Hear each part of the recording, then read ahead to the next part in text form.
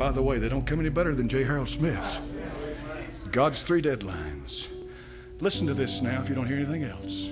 I was with him in his last moments. He said he seemed to be utterly forsaken of the Lord from the beginning of his sickness. The most powerful medicines had no effect on him whatsoever.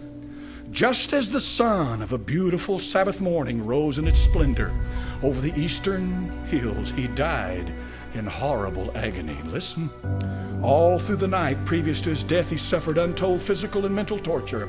He offered the physicians all his earthly possessions if they would save his life.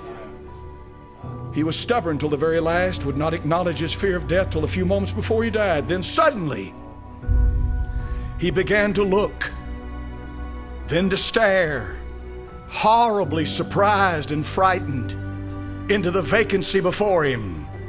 Then exclaimed as he beheld the King of terrors in all of his merciless wrath, "My God!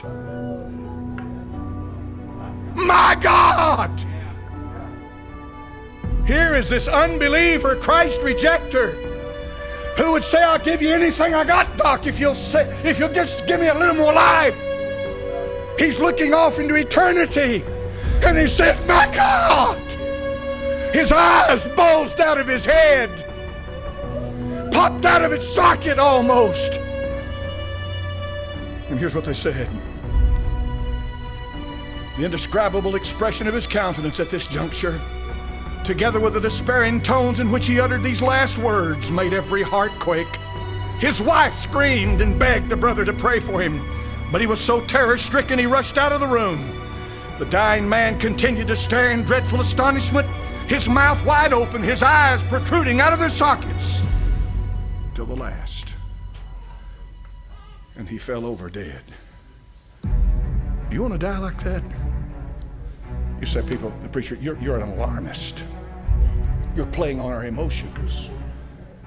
You're just, you're trying to hype this thing to get me emotionally involved. No, I'm trying to reach you. You're jaded. What's that mean, preacher? You've seen so many deaths, seen so much violence on television, heard so much with your ears, that it's to the point now where it takes a sledgehammer to reach inside and get by all of that and get down to where you live and talk to you. What about this soul over here? Pray for him. In a few minutes, you may be down there next to them. I prayed before I got up here this morning, Holy Ghost. I'm the messenger, Lord, but this is your service. Some of these people may hear what they're hearing for the last time on this earth. This may be their last opportunity to ever make it right with me. And so, he died.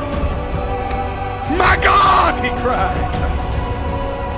The God that he wouldn't believe in, the God he wouldn't trust, the God he didn't believe was there. My God, he said. And his doctor couldn't help him, his wife couldn't help him, his friends couldn't help him, nobody in the room could help him, nobody could do a thing. And he died.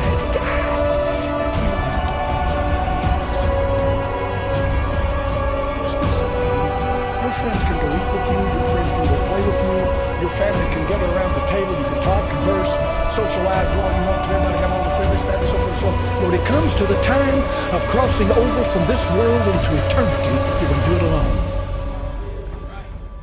You're going to do it alone. Are you ready for that?